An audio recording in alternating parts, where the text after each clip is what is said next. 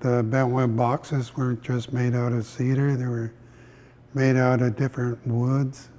They were used for different purposes, to carry water, to carry food in the canoes, to store food, to store clothing in the longhouses. They were used for a lot of different things.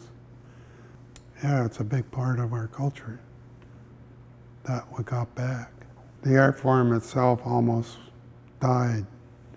And we were just lucky a couple of older guys who have since passed on had seen the boxes being made when they were little.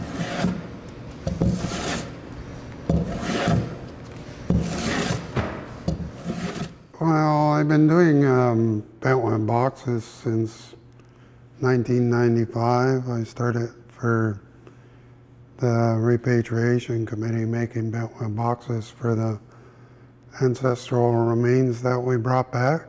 When we started repatriation, we had a public consultation with the elders and the chiefs and the people of Skidegate.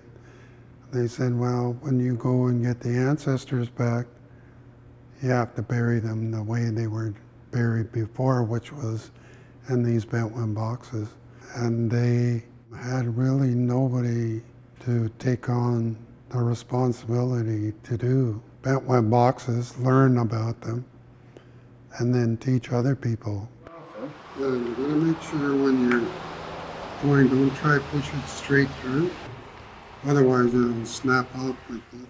When I started in repatriation, I had to learn about the two at the same time.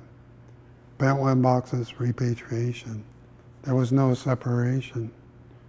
For me, it was pretty fascinating when I first learned how to do it.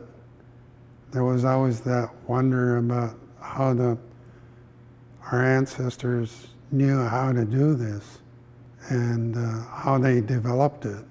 So it made me think a lot about the science behind it and the math behind it, because it's not just a matter of cutting some grooves and then bending it. There's a lot of figuring out to do, and the thrill of watching people bend their first box and comes out to something that they're proud of. So yeah, there's still a lot of joy in watching people make their first boxes. I don't know if you've seen the guys, we're really excited about bending these boxes.